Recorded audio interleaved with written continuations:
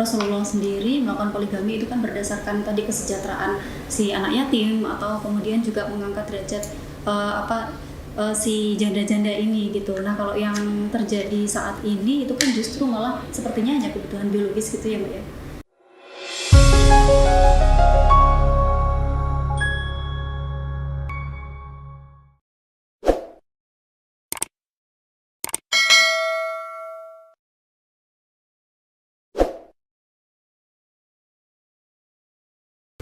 Dan kita sudah kedatangan tamu dari Fatayat NU DIY. Beliau adalah Mbak Wahyuni Sifatur Rahmah. Beliau biasa dipanggil Mbak Uyun.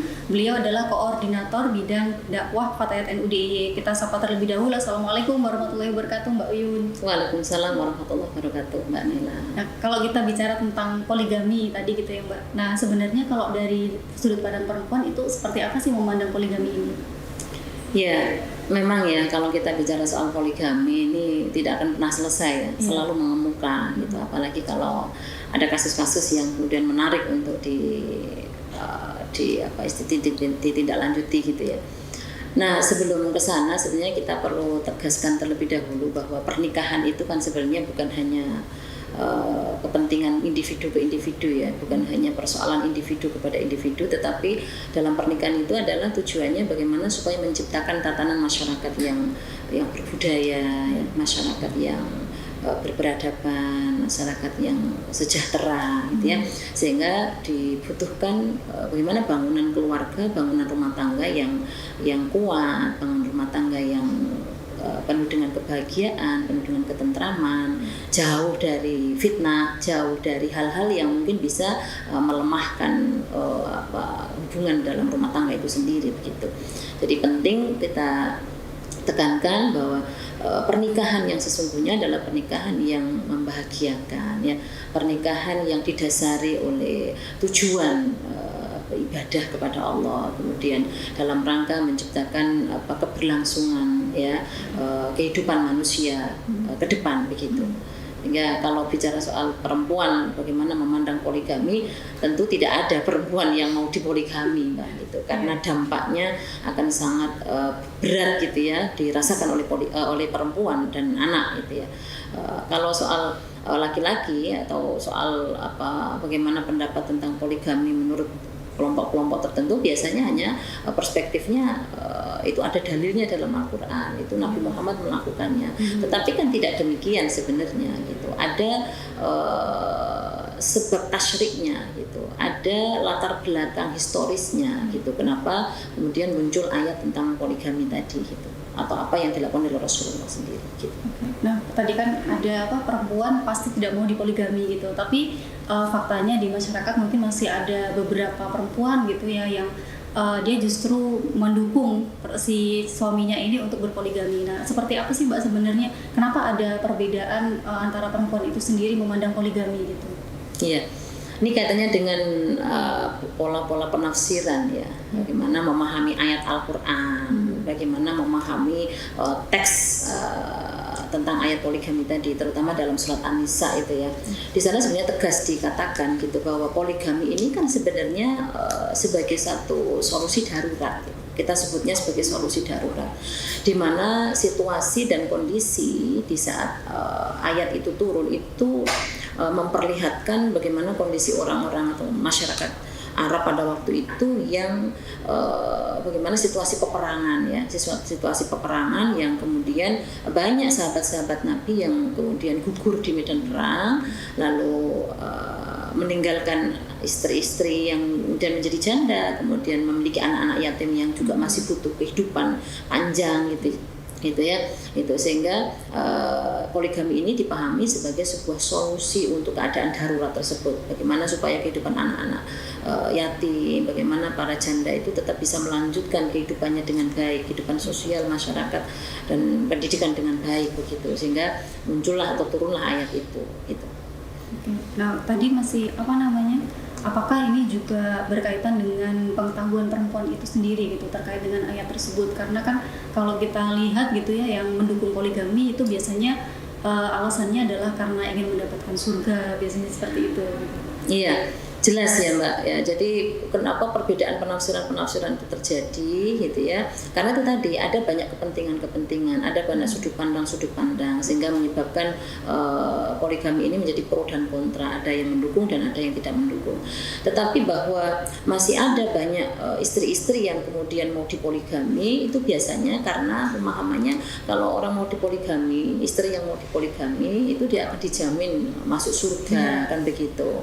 Padahal sejatinya gitu ya bahwa kehidupan rumah tangga yang katakanlah jauh dari kebahagiaan karena suaminya menikah kembali, kemudian tentunya akan menghadapi satu situasi yang berat di situ ya, itu karena jelas itu di dalam Al-Qur'an sendiri ya, dalam surat An-Nisa tadi dikatakan wa in khiftum alla tuqsitu fil yatama fankihu ma taba lakum minan nisa'i matna wa thulatha wa ruba'.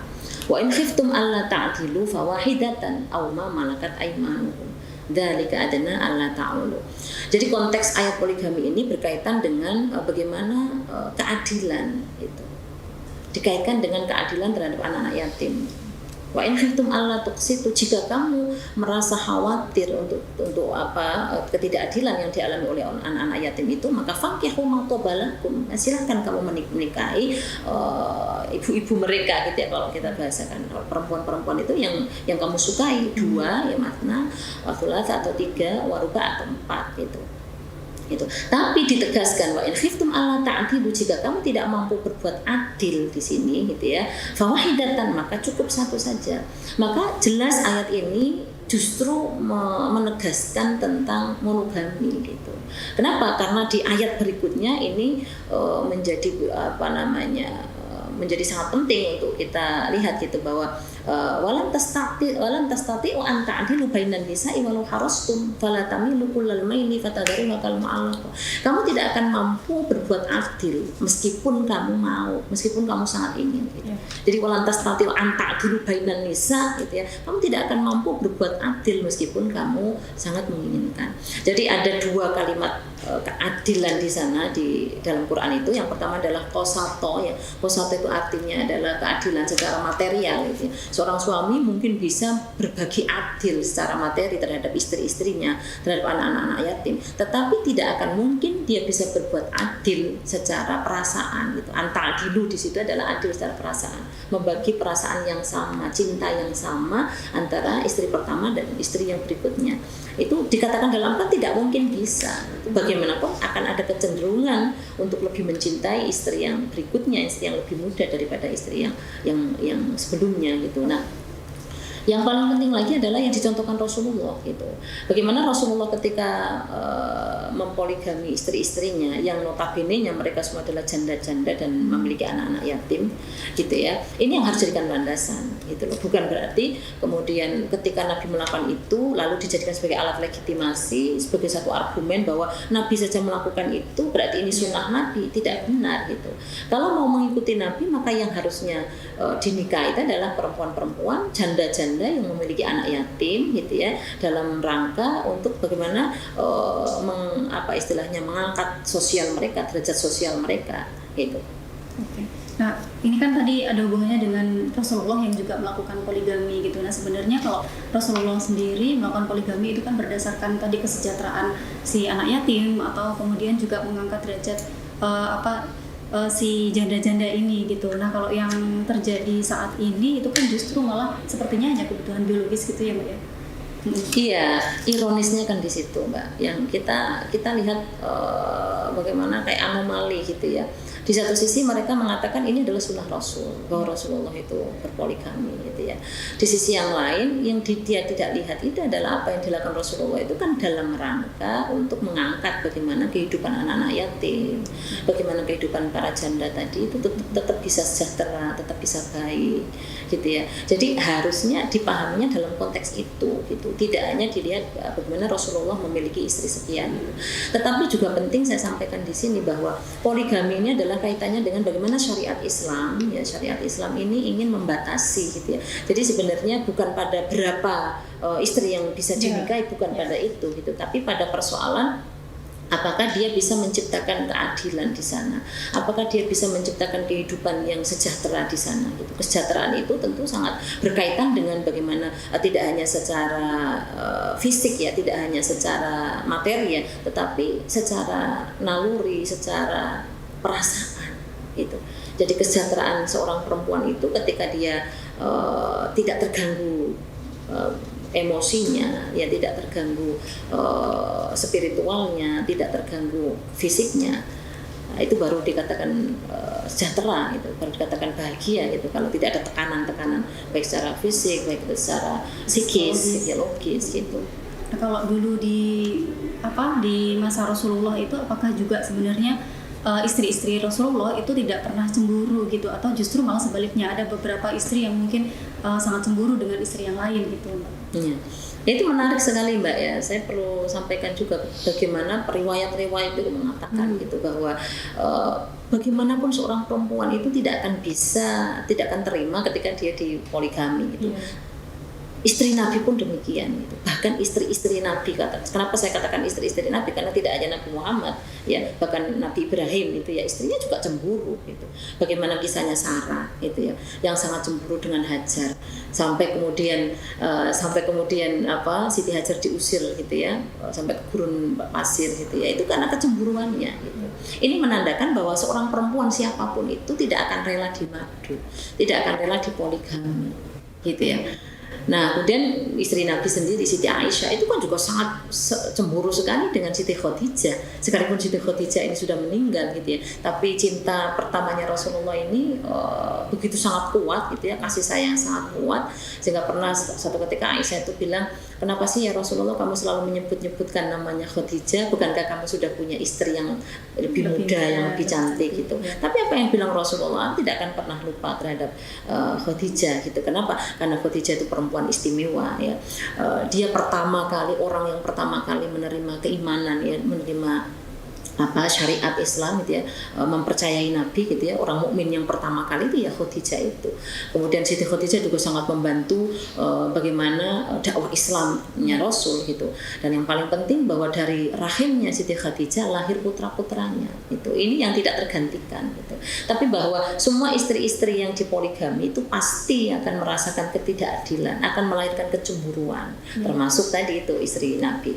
Lalu pernah juga Nabi Muhammad menekankan tentang bagaimana putrinya ya Fatimah itu ketika ada rumor mau dipoligami oleh Ali gitu ya, Nabi Muhammad tidak terima gitu. Kalau nanti Ali mau poligami Fatimah, ya silakan ceraikan dulu si Fatimah itu gitu, karena kalau kesedihannya Fatimah adalah menjadi kesedihan Nabi juga gitu, dan sakit hatinya Fatimah juga akan menjadi sakit hatinya Nabi gitu. Dan ini menjadi penegasan yang luar biasa terhadap poligami itu gitu ya. Termasuk cicitnya Nabi Sukainah itu juga menolak betul poligami begitu, dimana dia Sukainah ini menikah sampai 3 kali. Dan kenapa dia menikah 3 kali? Karena pada saat dia menikah pada suaminya yang pertama, lalu ada keinginan Sukainah untuk tidak dipoligami. Ternyata suaminya masih ingin mempoligami, akhirnya dia memilih untuk bercerai gitu. Dan itu terjadi sampai 3 kali. Apa yang kita lihat dari kisah-kisah tadi gitu ya, dari kisahnya Fatimah, dari kisahnya Sukainah, dari kisah Sarah Hajar, dari kisahnya Aisyah Khadijah, ini cukup menjadi bukti, menjadi dasar bahwa sebenarnya poligami itu bukan menjadi syariat yang kemudian harus kita pahami sebagai katakannya sunnah Nabi saja gitu ya, tapi bahwa ini adalah sebagai satu solusi yang darurat itu. Jadi kalau situasinya memang sangat darurat ya bisa dikatakan boleh gitu ya, tapi ada tadi situasi darurat gitu ya, ketika tidak ada ketidakadilan di sana gitu. Makanya poligami sangat mensyaratkan adanya adil di situ gitu. Kalau tidak bisa adil tidak boleh itu berpoligami. Dan adil juga tadi susah ya, untuk bahkan tidak bisa diwujudkan gitu. Oke, tadi Mbak Uyan sempat menyebutkan ada situasi darurat gitu. Nah, situasi darurat ini yang seperti apa sebenarnya Mbak, yang mengharuskan seorang laki-laki harus berpoligami gitu? Iya, kembali kepada bagaimana zaman Rasul itu ya, gitu, tentang bahwa budaya Arab itu kan memang masih sangat patriarki sekali gitu ya, memandang perempuan itu sebagai makhluk yang tidak seutuhnya seperti manusia gitu ya. perempuan waktu itu dimarginalkan, perempuan waktu itu didiskriminasi, bahkan tidak mendapatkan hak-hak dasarnya gitu ya. Tidak ada pengakuan bahwa perempuan ini juga manusia yang harus diangkat harkat martabatnya, kan begitu. Nah, situasi darurat yang kita maksudkan di sana itu adalah ketika tadi ya, pertama kondisi perempuan tadi yang sangat marginal, padahal agama Islam jelas di situ mengatakan bahwa manusia itu ya antara laki dan perempuan itu sama gitu ya, setara, ada kesetaraan di sana gitu, tidak boleh ada pembedaan gitu. Yang berbeda itu hanya faktor keagamaan dan faktor ketakwaannya saja gitu. Itu kan jelas di dalam satu ayat itu dikatakan ya ayyuhan nasu inna khalaqnakum min dzakarin wa untha wa ja'alnakum syu'uban wa qabaila lita'arafu inna akramakum indallahi atqakum. Sesungguhnya Allah menciptakan manusia itu ada laki ada perempuan gitu ya. Lalu diciptakan berbangsa-bangsa, bersuku-suku supaya pas lita'arafu, supaya saling mengenal. Inna akramakum indallahi atqakum, sesungguhnya yang paling mulia di sisi Allah itu adalah yang paling bertakwa, kan begitu. Jadi di sini tegas agama memposisikan manusia baik laki-laki maupun perempuan itu setara, tidak boleh didiskriminasi satu sama lain. Tapi budaya Arab kan masih sangat kuat patriarkinya yang masih menjadikan perempuan ini sebagai makhluk yang termarginalkan gitu ya. Lalu kemudian itu yang pertama. Yang kedua adalah situasi peperangan di mana pada waktu itu sahabat-sahabat Nabi tadi seperti yang saya katakan banyak yang terbunuh di medan perang sehingga meninggalkan anak-anak yatim, meninggalkan janda-janda yang fakir, yang miskin, yang tidak bisa menjamin kehidupannya gitu ya. Sehingga mereka juga berhak untuk hidup secara baik, secara damai, secara sejahtera. Makanya Islam memberikan solusi gitu untuk bagaimana caranya menghidupi atau memberikan hak-hak dasar dari anak-anak yatim tadi gitu ya, itu hidup, hak hidup gitu ya, hak kemudian berpendidikan gitu ya, hak untuk bisa mengekspresikan tugas kekhalifahannya gitu, untuk melanjutkan tugas kekhalifahannya itu penting gitu, sehingga kemudian ada solusi untuk berpoligami. Tapi yang paling penting lagi adalah harus adil gitu, karena kalau tidak bisa berbuat adil maka tujuan-tujuan yang ingin dicapai tadi justru akan tidak akan terwujud gitu. Kalau yang di konteks sekarang mungkin Mbak, seperti apa kondisi darurat itu gitu? Iya, kalau saya lihat sekarang ini kehidupan manusia zaman sekarang ini sebenarnya sudah lebih mudah ya kalau dalam konteks ini ya, karena ada banyak dinas-dinas sosial yang punya bisa menjamin gitu ya kehidupan ya, apalagi misalnya pemerintah banyak memberikan bantuan, banyak memberikan ini begitu, sehingga kalau zaman sekarang dijadikan sebagai landasan untuk berbuat poligami, saya rasa sudah tidak relevan gitu ya. Karena gini, yang kita lihat itu ironis gitu ya, satu tidak sesuai dengan apa yang dilakukan oleh Rasulullah itu. Kalau coba kita perhatikan tokoh-tokoh yang melakukan poligami itu justru mengambil istri-istri yang jauh lebih muda gitu ya, istri-istri yang katakanlah lebih cantik dari istrinya, kemudian dia juga tidak memiliki anak gitu ya. Jadi tidak sama konteks poligami yang dilakukan oleh Rasulullah, dan ini tentu sangat ironis tadi yang saya sampaikan itu, seakan-akan poligami ini hanya sebagai kebutuhan biologis semata gitu. Padahal tujuan syariatnya adalah mengangkat kehidupan anak-anak yatim, janda-janda fakir miskin tadi, supaya mereka tetap bisa menjalankan kehidupannya sesuai dengan kodrat kekhalifahannya atau tugas kemanusiaannya begitu. Berarti kalau tadi Mbak Uyun juga sempat menyebutkan ada kesetaraan perempuan gitu ya. Nah, kalau dalam konteks poligami ini sebenarnya apakah juga perempuan berhak untuk menolak ketika dipoligami gitu, Mbak? Ya, tegas di situ.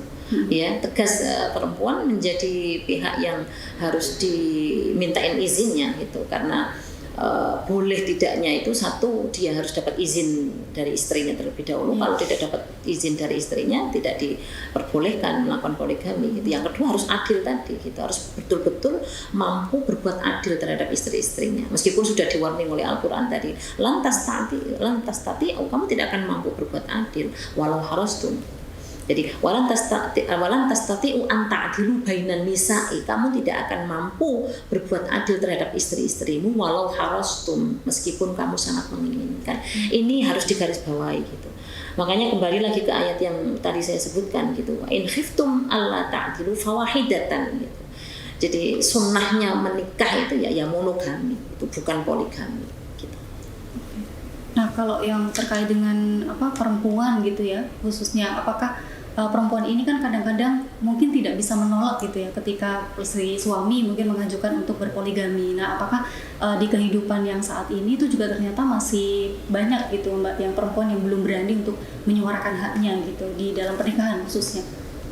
Iya, masih banyak yang itu tadi ya terkontaminasi dengan dalil-dalil tadi itu ya, bahwa perempuan kalau mau dipoligami berbagi suami itu akan dia nanti masuk surga dan seterusnya.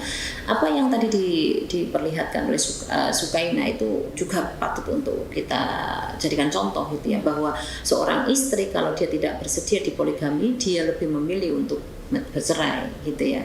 Jadi semua ada pilihan pada seorang istri gitu. Apa yang menjadikan dirinya baik, pilihannya baik, yaitu yang dia lakukan gitu.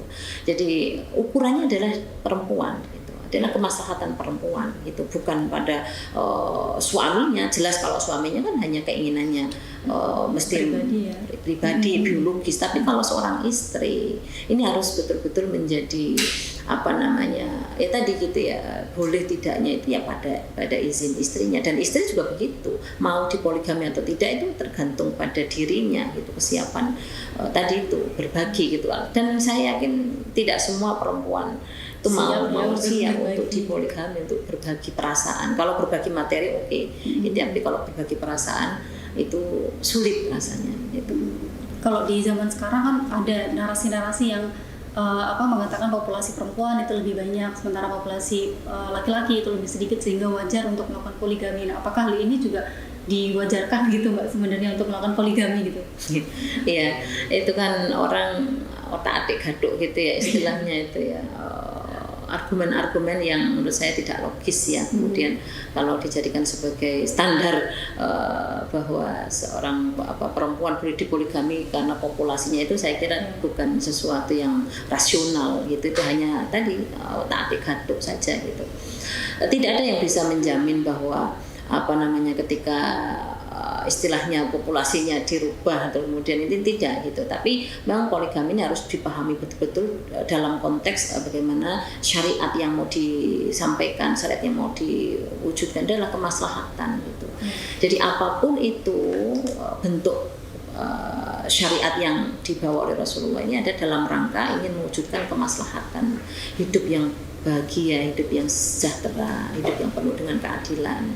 Gitu ya, anak-anak bisa hidup dengan baik, bisa menjalankan kehidupan masa depannya juga dengan baik begitu. Oke. Mungkin terakhir Mbak, terkait dengan perempuan begitu ya, yang kadang-kadang masih kurang berani untuk menyuarakan haknya gitu di lingkup keluarga ya, terutama di lingkup kecil gitu. Nah, ini seperti apa untuk menolak poligami ini? Ya, sekarang sudah banyak ya Mbak, lembaga-lembaga yang mungkin bisa menjadi mitra atau menjadi teman untuk istilahnya, karena perempuan itu merasa perlu berbagi, ya harus berbagi. Di Fatayat sendiri itu luar biasa gitu Mbak ya. Jadi kita bahkan juga mendampingi gitu ya kasus-kasus yang mungkin termasuk juga kekerasan dalam rumah tangga, karena biasanya juga itu bisa berujung ke sana gitu. Jadi itu suatu dan kehidupan dalam rumah tangga itu memang sangat rentan gitu ya, terjadi tadi kekerasan baik secara mental, secara psikis dan seterusnya. Salah satunya poligami itu juga bisa mengarah ke sana gitu. Kalau seorang suami mau menginginkan poligami lalu istrinya tidak mau misalnya gitu ya, lalu istrinya dia bingung gitu ya, mau menolak, dia takut dosa misalnya. Kalau dia mau dipoligami lalu dia nggak nyaman, dia nggak bahagia, ini kan dalam situasi dilema gitu. Maka butuh pendampingan, dia butuh dicerahkan, kita butuh dikuatkan, diberikan narasi-narasi seimbang gitu ya. Ini dalam rangka itu, kita dalam rangka memberikan narasi-narasi seimbang gitu ya, supaya masyarakat itu teredukasi, supaya masyarakat itu tahu seperti apa sih sebenarnya ayat-ayat Al-Quran itu, bagaimana sih sebenarnya poligami dalam konteks Al-Quran dan hadis, lalu dalam konteks Rasulullah dulu seperti apa gitu, supaya perempuan-perempuan tidak lagi takut untuk dan menolak jika dia ingin dipoligami. Itu tidak hanya dalam rasa takut dosa saja, tidak, tetapi kehidupan kita ini penting untuk dijamin kebahagiaannya. Ini karena sekali lagi tugas perempuan di dalam rumah itu sangat sentral gitu, kita menjadi katakanlah menjamin gitu ya, kalau bahagia istrinya, bahagia ibunya, dia akan menjamin kebahagiaan keluarganya gitu. Keluarganya. Kalau perempuannya tidak bahagia, dia tertekan, itu otomatis akan mengganggu stabilitas kehidupan rumah tangganya, itu pasti di situ. Iya, anak juga nanti bisa menjadi korban. Betul gitu. Apalagi perempuan itu punya tugas mendidik anak, meskipun tugas mendidik itu dari dua-duanya ya, dari laki dan dari suami istri, dari orang tua. Tetapi biasanya itu kan karena tadi ada dalilnya tadi al-ummahatu madrasatul ula gitu ya, bahwa ibu-ibu adalah pendidik yang pertama. Itu harus dipastikan betul, itu seorang istri harus nyaman, harus tentram, harus dalam keadaan bahagia dalam keadaan apapun, apalagi dalam keadaan misalnya sedang hamil, apalagi dalam keadaan sedang punya katakanlah menyusui gitu, itu harus dipastikan kebahagiaan dari seorang perempuan. Dan bahagianya seorang perempuan itu kalau suaminya mampu berikan kasih sayang penuh terhadap istrinya, tidak dibagi dengan yang lain gitu. Oke, terima kasih Mbak Uyun atas waktunya. Semoga kita bisa berbincang lain waktu ya Mbak ya.